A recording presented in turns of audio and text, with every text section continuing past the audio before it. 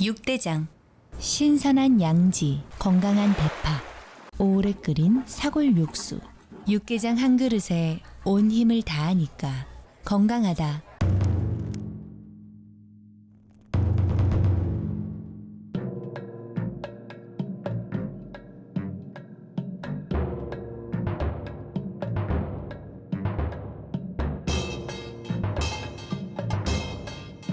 육개장은 육대장. 사랑이 샘솟고 웃음꽃 가득한 5월을 라디오 서울이 함께합니다.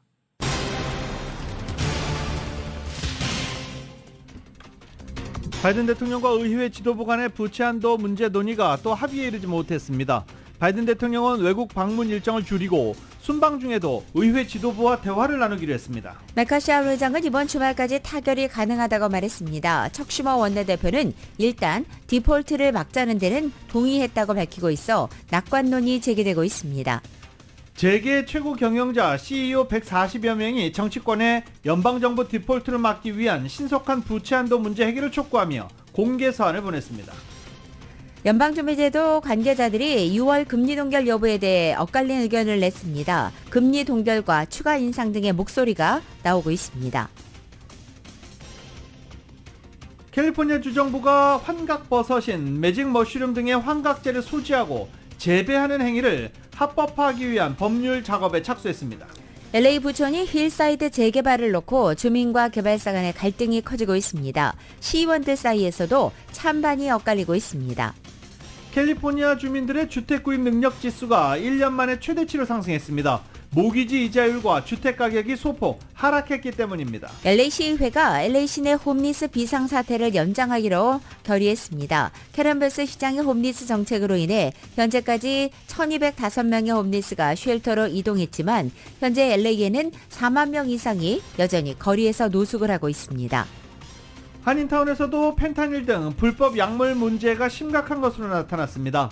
특히 노숙자들의 불법 약물 남용이 심각해지면서 문제 해결 자체가 힘들어지고 있습니다. 코로나 팬데믹 상황이 종료되고 마스크를 벗게 된 이후부터 호흡기 질환 환자가 크게 늘었습니다. 또 최근에는 엘러지 환자까지 증가하고 있습니다.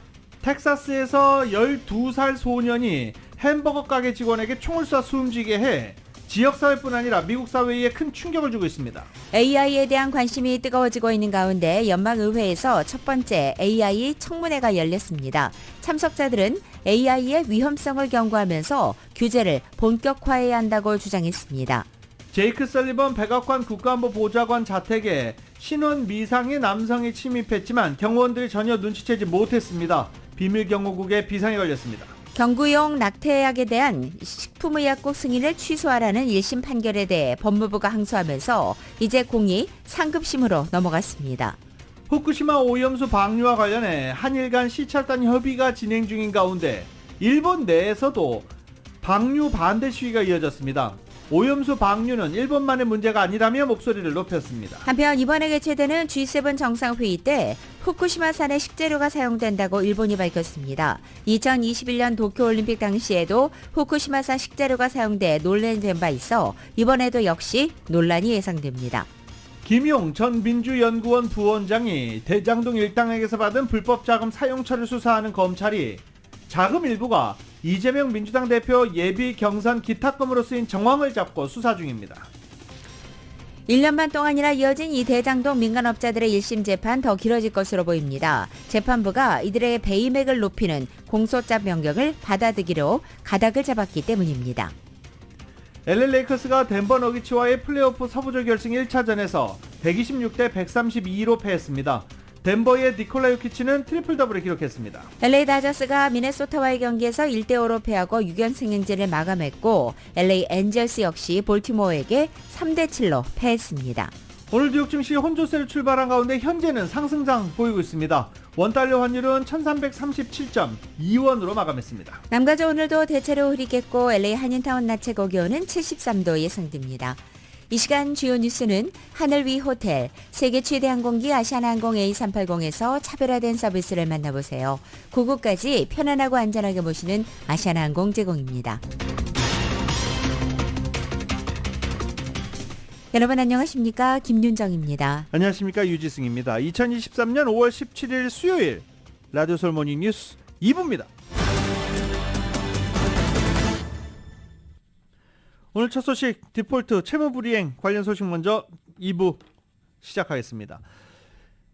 바이든 대통령과 의회 지도부가 부채 한도 인상을 놓고 어제 담판을 벌였지만 결론을 내지는 못했습니다.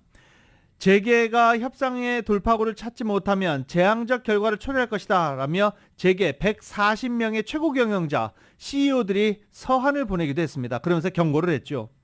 그리고 제닛 옐런 재무부 장관도 채무불이행 디폴트를 해결하지 못하면 부채 한도 인상을 해결하지 못하면 디폴트 상황에 직면할 것인데 미국뿐 아니라 전 세계의 재앙이 될 것이다 라고 제닛 옐런 재무부 장관도 경고했습니다. 바이든 대통령은 아직 결론을 내지 못한 가운데 주요 7개국 정상회의 이후 해외 순방 일정을 하기로 했던 것들을 일단 단축하기로 했습니다. KBS입니다.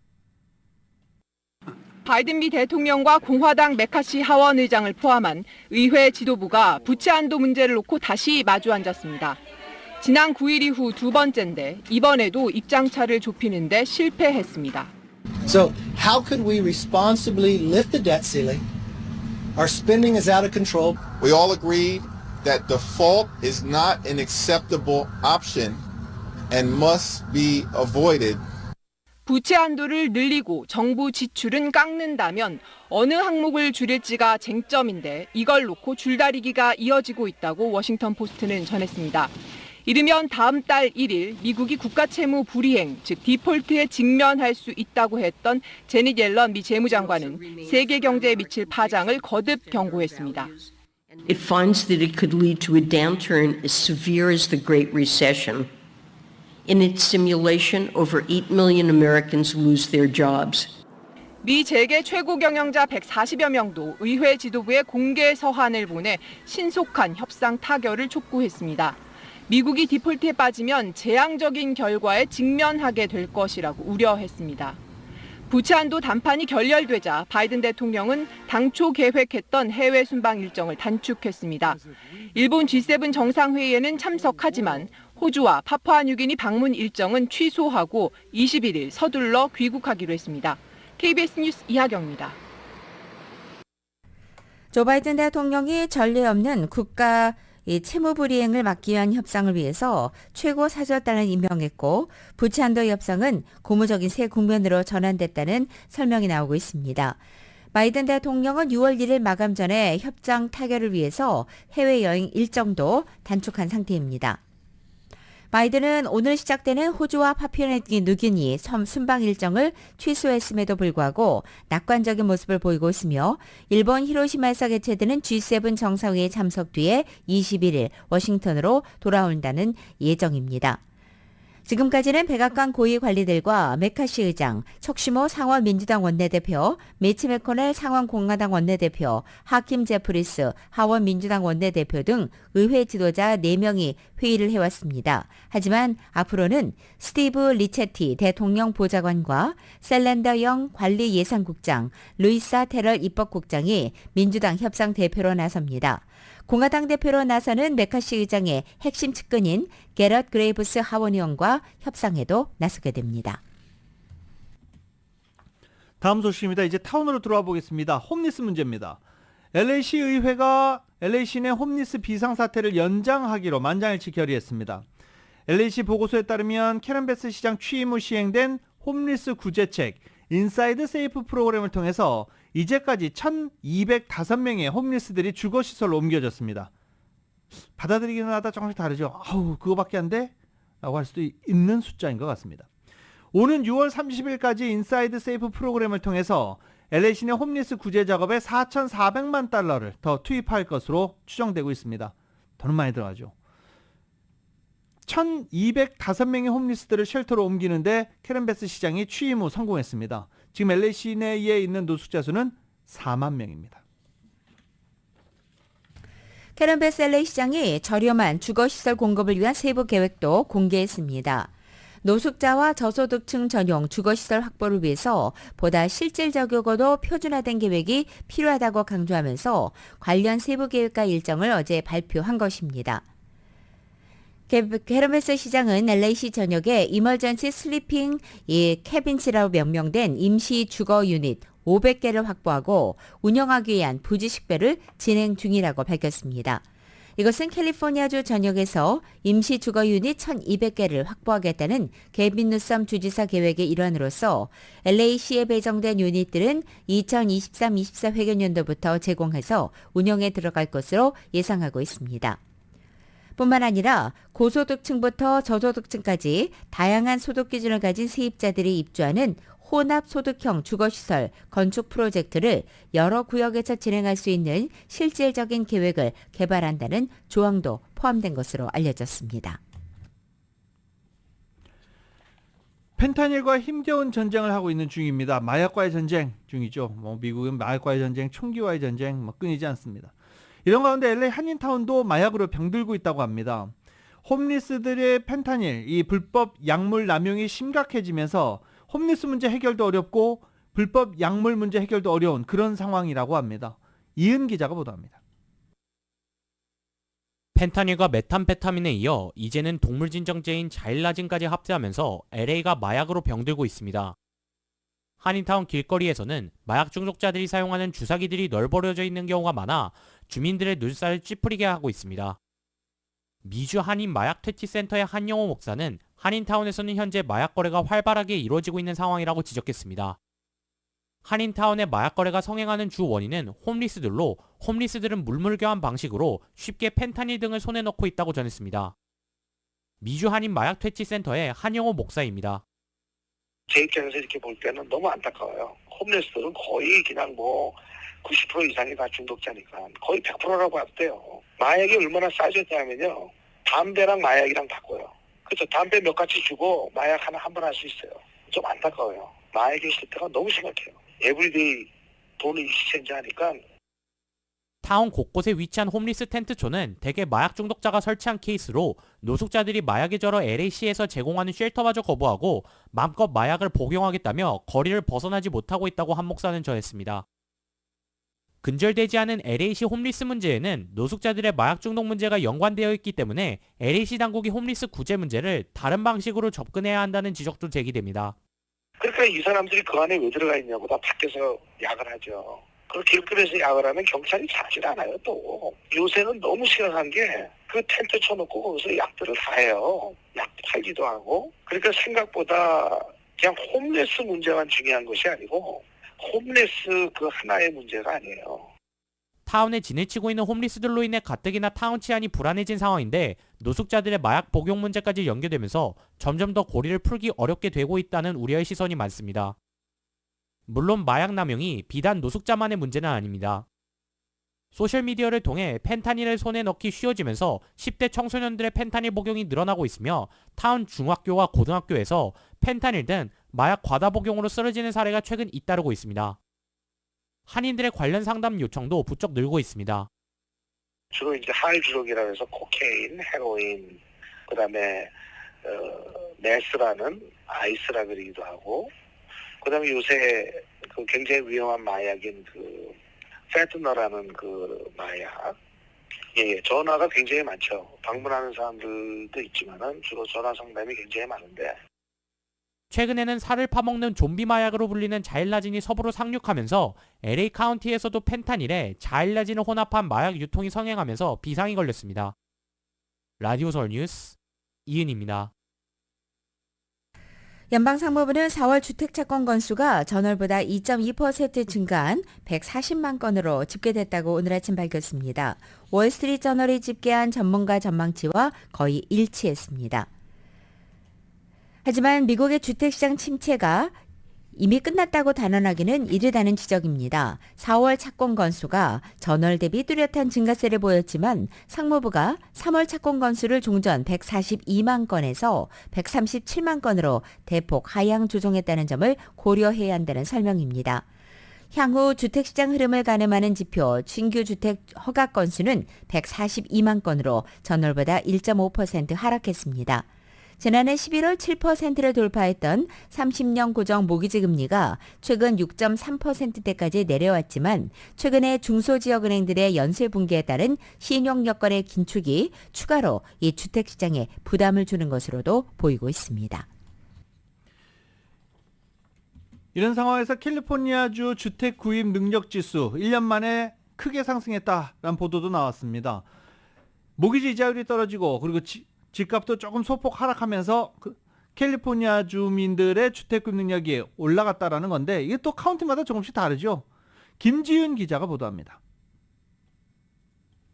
주택 가격이 소폭 하락하고 모기지 이자율이 다소 내려간 데 힘입어 가주민의 주택 구입 능력 지수가 1년 만에 최대치를 기록했습니다. 팬데믹 동안 치솟았던 LA 카운티 주택 가격이 최근 하향 추세를 보이면서 LA시와 LA 카운티 주민들의 주택 마련에 대한 재정적 부담이 조금 줄어든 것입니다. 올 1분기 LA 카운티에서 중간 가격대의 단독주택을 마련할 수 있는 주민 수는 17%로 지난해 4분기에 13%에서 3% 상승했습니다. 올해 1분기 LA 카운티의 단독주택 중간 가격은 74만 6,750달러였습니다. 보고서에 따르면 LA 카운티에서 중간 가격대의 단독주택을 구입하려면 30년 고정 모기지로 계산했을 때 월 페이먼트가 4,630달러가 되는데 이 월 페이먼트를 감당하려면 연소득이 18만 5,200달러가 돼야 됩니다. 올해 1분기 LA 메트로 지역의 중간 가격 단독주택을 마련할 수 있는 주민 수는 19%로 지난해 4분기 18%에 비해 소폭 상승했습니다. 올 1분기 LA 메트로 지역의 단독주택 중간 가격은 72만 달러였습니다. 올 1분기 가주에서 중간 가격 단독주택을 마련할 수 있는 주민 수는 20%로 지난해 4분기 17%에서 상당폭 상승했습니다. 올해 1분기 가주의 단독주택 중간 가격은 76만 260달러였습니다. 가주의 콘도 타운하우스 중간 가격은 61만 9,900달러로 이 가격대의 콘도와 타운하우스를 구입할 수 있는 능력이 되는 주민 수는 26%로 나타났습니다. 하지만 오렌지 카운티 주민들의 주택 구입 능력은 계속 하락세입니다. 올해 1분기 오렌지 카운티에서 중간 가격 단독주택을 마련할 수 있는 주민 수는 12%로 지난해 4분기에 13%에서 소폭 감소했습니다. 오렌지 카운티의 단독주택 중간 가격은 119만 달러로 가주에서 집 사기가 가장 어려운 지역으로 나타났습니다. 오렌지 카운티에서 중간 가격대의 주택을 장만하려면 월 페이먼트가 7,410달러가 필요한데 이를 위해서는 연소득 29만 6,400달러가 돼야 합니다. 라디오 서울 뉴스 김지윤입니다. 라디오 서울 모닝뉴스 2부 미국과 로컬 소식은 정말 핫하고 촉촉하고 맛있는 사상 최고의 맥도날드 버거가 있습니다. 그 누구보다 먼저 먹고 싶은 맥도날드 제공입니다.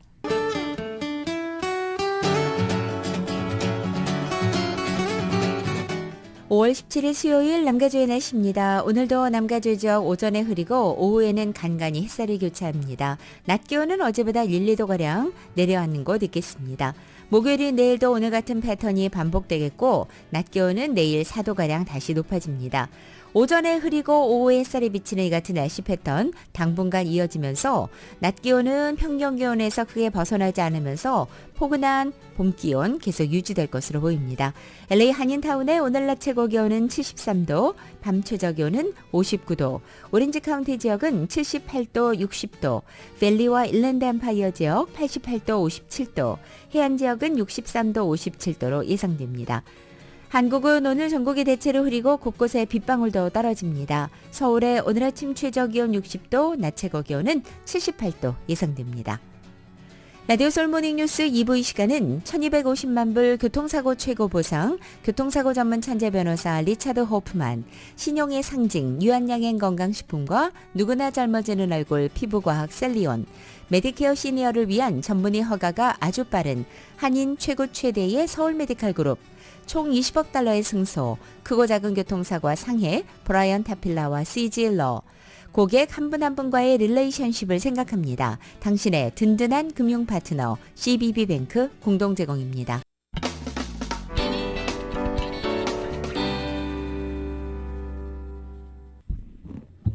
라디오솔 모닝뉴스 함께하고 계십니다. LA 등 남가주 지역에 이번 주 폭풍이 온다고 합니다. 주말과 이번 주 후반 남가주에 몬순 폭풍을 맞게 될 것이라고 기상청이 예보했습니다. 최근 기상 이변이 심화되면서 몬순 폭풍이 상당히 이르게 온 것으로 지금 보고 있습니다. 이번 주말 번개와 천둥이 강하게 내리칠 것으로 일단은 예상되고 있습니다. 또 샌게브리엘 산악 지역에는 천둥 번개, 뇌우가 내릴 가능성이 약 20%에 달하는 것으로 전망되고 있습니다. 샌게브리엘 산악 지역보다 더 고지대는 돌풍과 번개, 우박 등이 내릴 가능성이 높다며 국립기상청은 주의를 당부했습니다. 캘리포니아 주정부에서 환각버섯인 매직 머쉬룸 같은 환각자를 소지하고 재배하는 행위를 합법화하자는 내용의 조례안이 주 의회에 발의된 가운데 LA 일원에서 벌써부터 일반의 판매가 이루어지고 있는 것으로 나타났습니다. SB 58 법안은 21세 이상 성인이 실로시빈, 셀로신, 이보게인, DMT 같은 현재 캘리포니아에서 불법인 일부 환각제들의 소지와 사용까지 개인적을 이 사용을 합법화하는 내용이 담겨져 있습니다. 이 법안은 지난해 마련됐지만 공공안정위원회에서 계류되며 진척되지 않고 있습니다. 지난해 12월 LSD와 MDMA 같은 약물을 합법 리스트에서 빼고 그 내용을 일부 수정해서 현재 상원의 승인을 기다리고 있는 상황입니다. 이 법안을 발의한 가주상원의원에 따르면 매직 머쉬룸 같은 환각제는 우울증과 PTSD 같은 정신질환을 치료하는 데 도움을 주고 있다고 주장합니다. 현재 캘리포니아 전역에서 불법인 환각버섯은 이미 LA를 비롯한 남가주와 오클랜드, 샌프란시스코, 산타크루즈 등에서도 공개적으로 판매되고 있는 실정입니다. LA 카운티 셰리프는 마약 전담반은 매직 머쉬룸의 경우 진열하지 않고 가게 뒤편에서 판매하고 있다고 덧붙이고 있습니다. 불법으로 판매하는 업주들은 큰 돈을 벌 수 있다 보니 한 지점이 폐쇄되면 다른 지점에 또 다른 불법 판매점을 오픈하는 형식으로 운영되고 있다고 지적하기도 했습니다. 캘리포니아 주의회가 발의한 법안 AB 418이 통과됐습니다. 이 AB 418은요. 캔디나 빵 등의 주요 사용되는 5가지 첨가제를 독성 화학물질로 규정하고 식품에 사용할 수 없도록 하는 것입니다. 이 해당 5가지 첨가제들은 특히 어린이들에게 판매되는 사탕, 쿠키에 널리 사용하고 있어서 암 발생 위험을 높이는 제품들로 분류되어 있습니다.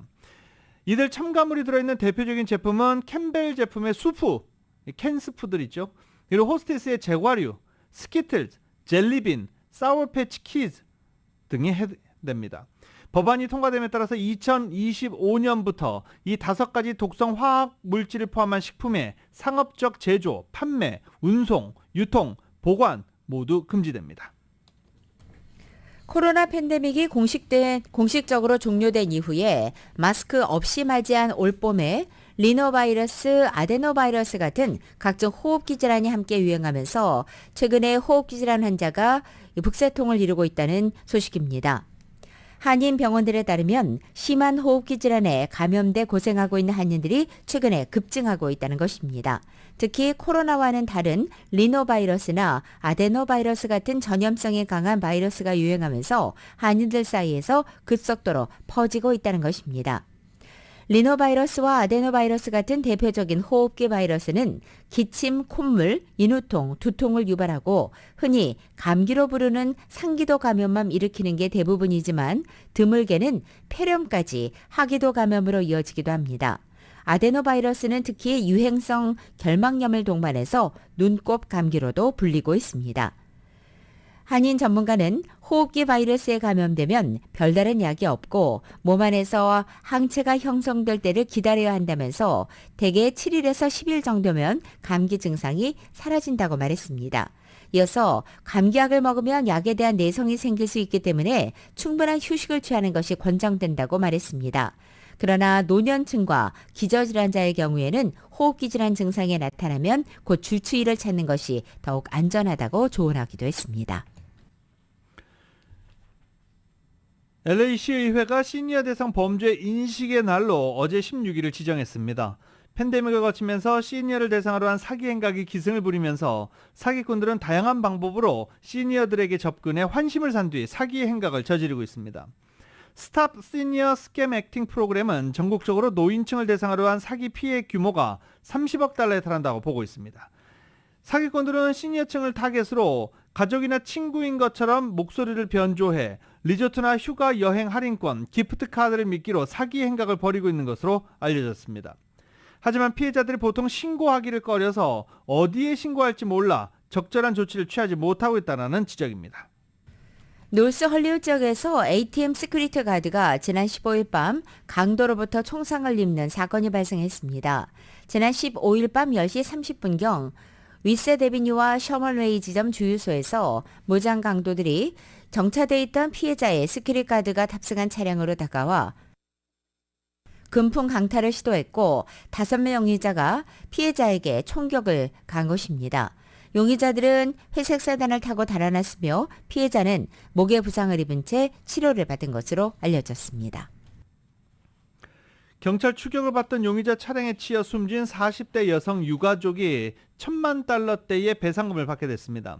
시카고 지역인데요. 시카고 쿡 카운티 법원 배심원단은 2017년 경찰 과속으로 인해서 발생한 교통사고 사망 피해자에게 그의 유가족에게 시카고 시당국이 $10,000,000 배상금을 지불해라라고 판결했습니다.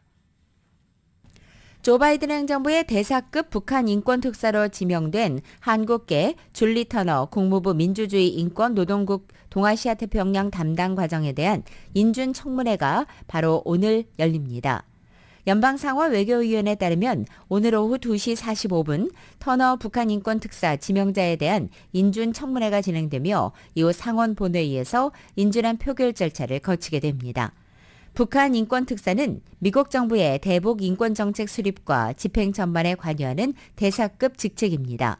2004년 10월 발효된 북한 인권법에 따라 신설됐고 하지만 로버트 킹 특사가 오바마 행정부 시기인 2009년 11월부터 2017년 1월까지 7년여간 재임한 이후 6년간 공석이었다가 바이든 대통령이 지난 1월에 이 줄리 터너 과장을 지명했습니다.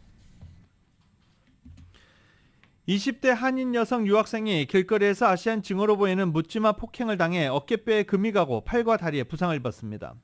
시애틀 소식입니다. 시애틀 워싱턴대 대학원에 재학 중인 한인 여성 김모 씨가 지난 14일 오전 교회를 가던 중 횡단보도에서 무차별 폭행을 당했다고 밝혔습니다. 홈리스도 아니고 멀쩡해 보이는 30대 초중반의 이 여성이 나에게 아시안을 얕잡아 보내투는 말로 니들이 뭘 할 수 있겠냐라고 되풀이하다가 폭행을 했다라고 말했습니다. 아무도 도와주지 않았다라고도 덧붙였습니다. 역대 최고로 치솟았던 미국의 계란 가격이 공급량 증가로 이제 폭락하고 있습니다. 미국 계란 가격의 벤치마크인 중서부 대형 계란이 도매 시장에서 12개 기준 최근 94센트에 거래되고 있는 것입니다. 이는 불과 6개월 전 사상 최고 수준이었던 $5 46센트에 비하면 약 83% 폭락한 것입니다. 치솟던 계란값이 빠르게 떨어진 것은 공급이 회복됐기 때문입니다. 무엇보다 조류 독감 문제가 해소되면서 지난해 말 바이러스가 가장 심각했을 때 3억 800만 마리 수준으로 떨어졌던 미국 농가의 암탉수가 최근 3억 1,400만 마리로 증가했기 때문입니다. 이와 관련해 가격조사 업체는 이렇게 말합니다. 조류 독감이 지배했던 달걀 시장이 올해 급변하고 있다고 진단한 것입니다. 경기 침체로 소비자들이 계란을 덜 사고 있다는 점도 가격 하락을 초래한 것으로 설명됩니다. 소매 판매 조사업체에 따르면 4월 22일까지 4주 동안의 통계치에서 계란 판매량은 전년 같은 기간에 비해서 4% 하락했습니다. 인플레이션 문제가 심화되면서 식료품 가격에 부담을 느낀 소비자들이 달걀 구매도 외면한 결과라는 분석입니다. 월마트, 홀푸드, 스타벅스, CVS, 놀스트롬 이런 대형 체인점들이 점점 없어지는 추세입니다. 코로나 이후 재택근무와 온라인 쇼핑이 대세가 될감에 따라 빌딩 임대료는 크게 오르고 거리 소매점은 과잉 상태가 됐습니다. 그러면서 매장 과잉이 이 대형 체인점들이 설 자리가 점점 사라지는 핵심이라고 분석하고 있습니다. 문을 연 매장보다 현재 문을 닫는 매장이 더 많은 상황입니다. 소매업의 종말이다라는 어구로 정리되고도 있습니다. 월마트는 2021년부터 40개 매장을 폐쇄했고 올해 20개를 더 폐쇄할 예정입니다. 놀스룸도 15개 매장을 폐쇄합니다. 이 약국 체인 CVS는 향후 3년 동안 900개 매장을 폐쇄할 것이다라고 밝히기도 했습니다. 전문가들은 가장 비싼 임대료 때문에 이런 대형 체인점들이 점점 더 폐점하고 있다라고 분석하고 있습니다. 미국의 최대 일자리 공급원인 영세 기업의 고용률이 임금 상승과 경기 침체로 식어가고 있다고 월스트리트저널이 어제 보도했습니다. 한 비즈니스 자문회사가 소상공인 약 500명을 대상으로 벌인 5월 조사에 따르면 45%만이 앞으로 12개월 이내에 인력을 충원할 것으로 예상한다고 말해서 코로나 사태 초기인 2020년 6월 이후에 최저치를 기록했다고 신문은 전했습니다. 고용주들이 이처럼 인력 채용을 꺼리는 주요 원인은 근로자들의 임금 인상에 대한 기대가 높기 때문이라는 분석입니다.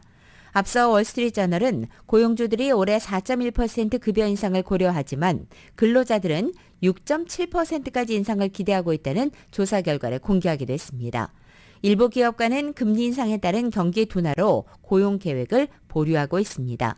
노동부에 따르면 미국의 지난 3월 채용 공고는 2년 만에 최저 수준으로 떨어졌고 해고는 급격히 증가했습니다.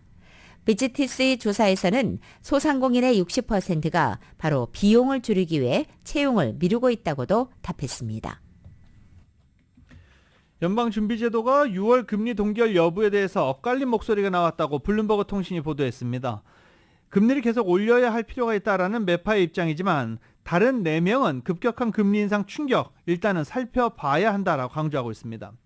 연준 인사들은 그동안 긴축 기조에 대해서 강하게 단결하는 모습을 보였지만 이제는 인상을 멈출 만큼 금리가 높은지에 대해서 분열 양상을 드러내기 시작한 것입니다.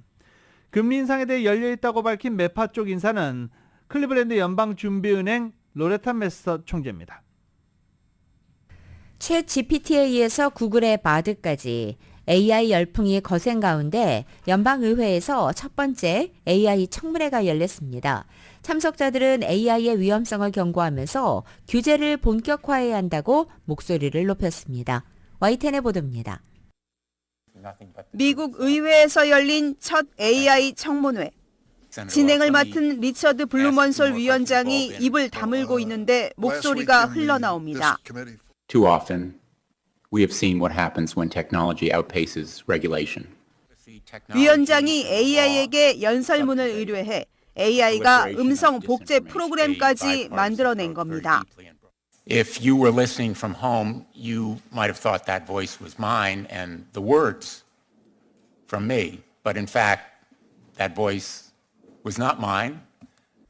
의원들은 한 목소리로 중국 등 경쟁국이 이런 기술을 악용하면 심각한 위험이 될 거라고 경고했습니다. 챗GPT 개발자 역시 모든 분야에서 부작용이 일어날 수 있다며 적절한 규제를 강조했습니다. I think if this technology goes wrong, it can go quite wrong, and we want to be vocal about that. We want to work with the government to prevent that from happening. AI 규제를 놓고는 민주당과 공화당을 아우르는 초당적 협의가 이루어지고 있습니다. 백악관도 오픈 AI를 비롯해 구글 등 핵심 기업과 대책 회의를 열었습니다. 하지만 AI의 급격한 발전을 규제가 따라잡을 수 있을지 회의적인 목소리도 나오고 있습니다. AI is among the most world-changing technologies ever, already changing things more rapidly than almost any technology in history. 챗 GPT에 이어 구글의 바드까지 AI 열풍은 갈수록 거세지고 있지만 장밋빛 기대만큼 우려도 커지고 있습니다. YTN 김선입니다.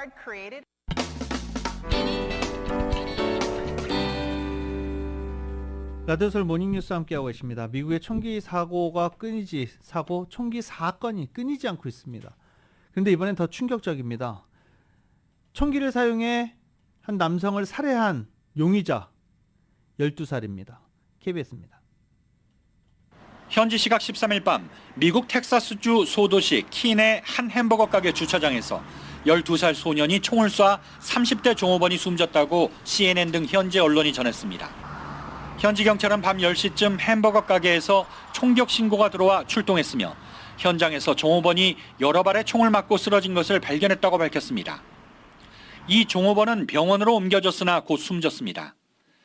경찰은 목격자를 인용해 소년과 함께 있던 20대 남성이 숨진 종업원과 주차장에서 시비가 붙었고 물리적 충돌로 번지자 소년이 차에서 총을 꺼내와 종업원에게 최소 6발을 쐈다고 현지 언론에 전했습니다.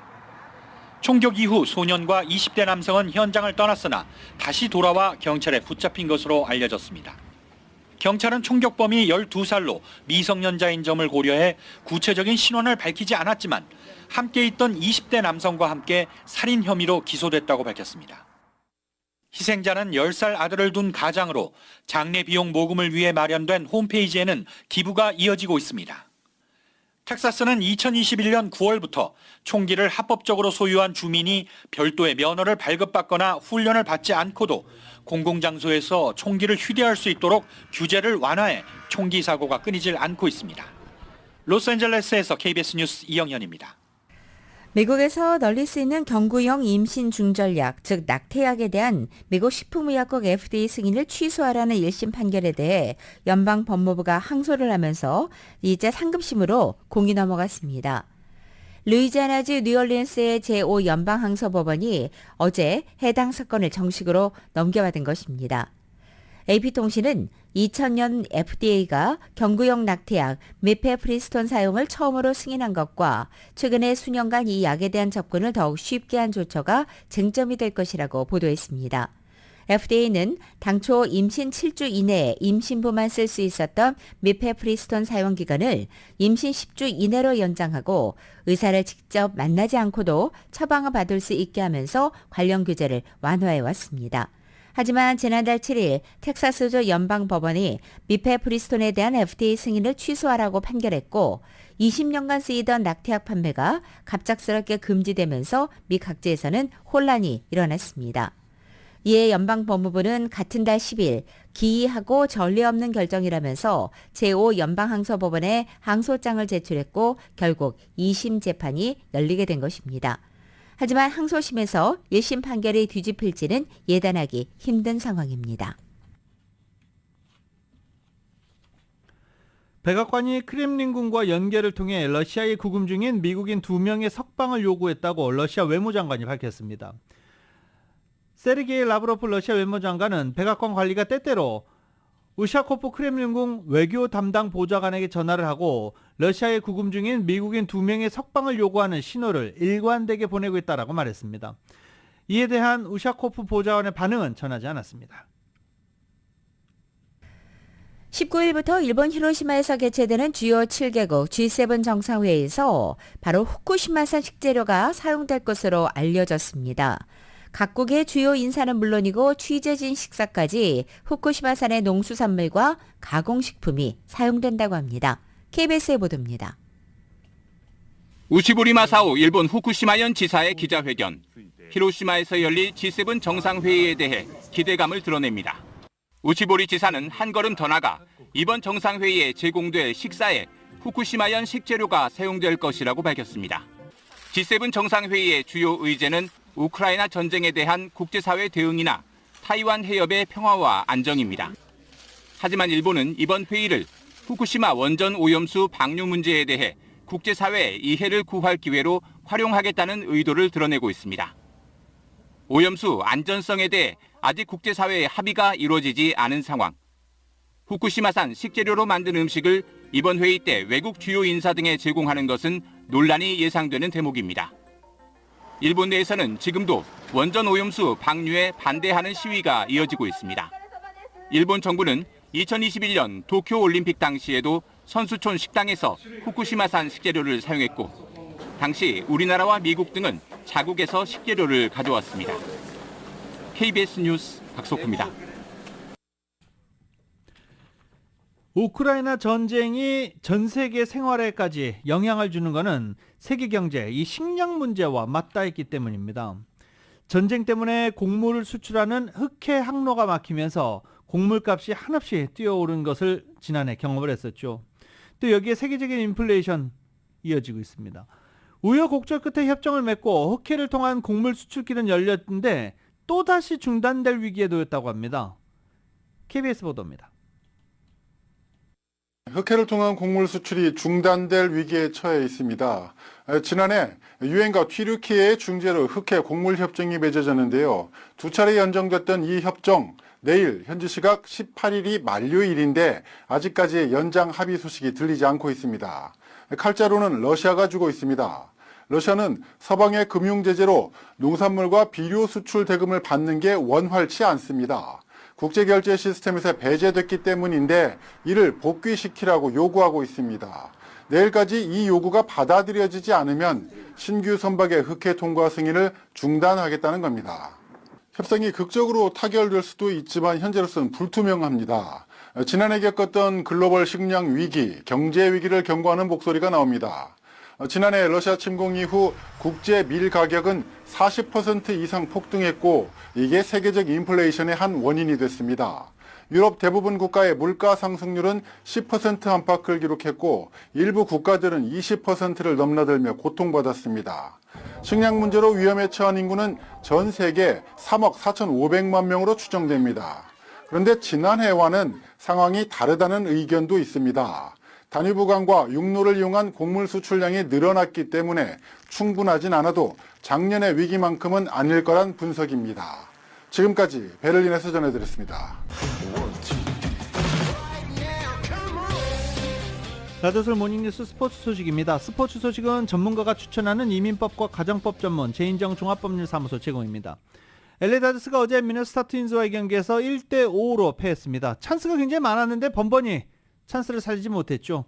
그러면서 6연승 행진이 마무리됐습니다. 어제 클레이튼 커쇼 선수가 선발로 나섰는데 7승에 도전을 했는데 좀 무리한 등판이었어요. 지난 마더스데이에 모친상을 당했는데 개인적인 일 때문에 팀에게 피해를 주고 싶지 않다라면서 선발 등판을 강행했는데 한 번쯤 쉬어갔으면 어땠을까라는 생각이 듭니다. 인터밀란이 지역 라이벌 AC 밀란의 완승을 거두고 13년 만에 유럽 축구연맹 챔피언스리그 결승에 올랐습니다. 조코비치는 가벼운 식경선 끝에 로마 마스터스 16강을 통과했습니다. YTN의 보도입니다. 후반 29분 상대 수비가 밀집한 상황에서 결승골이 터집니다. 루카쿠가 절묘하게 찔러준 패스를 마르티네스가 왼발로 골망을 뚫었습니다. All too easy, and Lautaro Martinez with the goal that surely guarantees Inter heading for Istanbul. 결국 1대0 승리.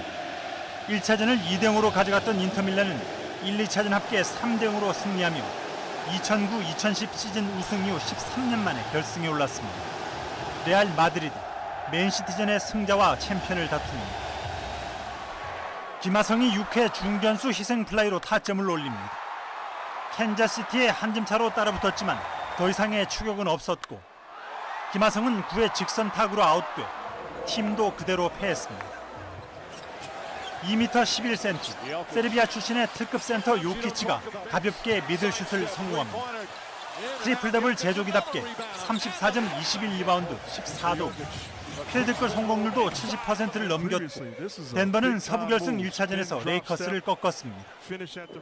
상대에게 완벽한 기회를 제공한 조코비치가 포기한 듯 등을 돌립니다. 경기에 열중한 노리의 스매시는 공교롭게 다리를 맞췄고 기분이 상한 조코비치는 불문율을 깬 노리를 한참 노려봤습니다. 팔꿈치 부상으로 신경이 곤두섰던 조코비치는 결국 2대0으로 승리해 로마 마스터스 8강에 합류했습니다. YTN 서봉국입니다. NBA 일정 잠깐 볼까요? 어제 레이커스 경기 했고 오늘 이제 동부조 결승이 펼쳐집니다. 마이애미와 보스턴 간의 경기가 오늘 펼쳐지고 레이커스와 덴버의 2차전은 내일 펼쳐집니다. 중국 프로축구팀에서 뛰고 있는 한국의 손준호 선수가 공안에 체포된 지 엿새 만인 어제 한국 외교당국과 영사 면회를 했습니다. 손 선수는 이 자리에서 중국 측의 인권 침해는 없었다고 말한 걸로 전해지고 있습니다. YTN의 보도입니다.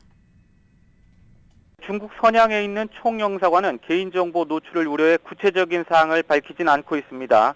다만 손 선수는 중국 공안에 구금된 엿새 동안 인권 침해는 없었다고 진술한 걸로 전해졌습니다. 통상 수사 단계에서의 첫 영사면회는 인권 침해 여부 확인과 함께 현지 변호인과 통역사 명단 등을 안내해주는 정도로 진행됩니다. 현지 공안 당국에 공정한 수사와 법 집행을 당부할 수도 있습니다. 그러나 수사 상황은 주권 침해 소지 때문에 영사관 차원에서 확인할 수는 없고 앞으로 현지 변호인을 통해서 조력하게 될 전망입니다. 헌양 총영사관이 손 선수에 대한 영사 면회를 신청한 건 지난 15일 오전입니다. 월요일 중국 측의 업무 개시와 동시에 손 선수의 구금 사실을 확인하고 곧바로 면회 신청을 넣었다는 건데요. 손 선수의 체포 사실을 알게 된 직후엔 주말과 휴일이라 관련 서류 준비 작업을 해뒀다는 설명입니다. 정리하면 손 선수 체포 사흘 만에 영사 면회 신청이 이루어졌고 중국은 이틀 만에 허가해준 셈입니다.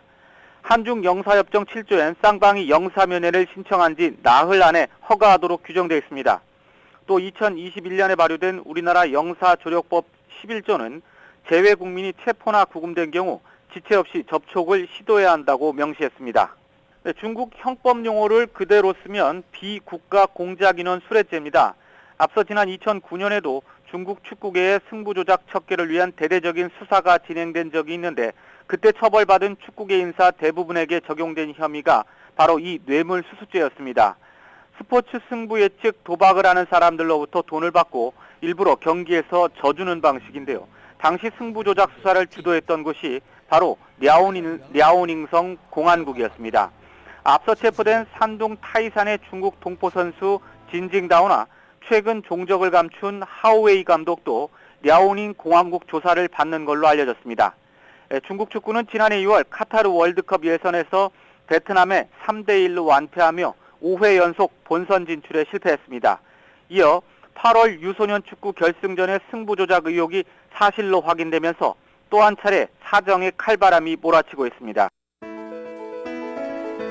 2023년 5월 17일 수요일에 전해드린 라디오솔 모닝뉴스 여기서 마치겠습니다. 제가 진행의 유지승, 김윤정이었습니다. 라디오솔 모닝뉴스 2부 이 시간은 1250만 불 교통사고 최고 보상, 교통사고 전문 천재 변호사 리차드 호프만, 신용의 상징 유한양행 건강식품과 누구나 젊어지는 얼굴 피부과학 셀리온, 메디케어 시니어를 위한 전문의 허가가 아주 빠른 한인 최고 최대의 서울 메디칼 그룹, 총 20억 달러의 승소, 크고 작은 교통사고와 상해 브라이언 타필라와 CGL러, 고객 한 분 한 분과의 릴레이션십을 생각합니다. 당신의 든든한 금융 파트너 CBB뱅크 공동 제공이었습니다. 잠시 후 9시는 강혜신의 오늘의 미국이 방송됩니다. 함께해 주신 여러분 고맙습니다.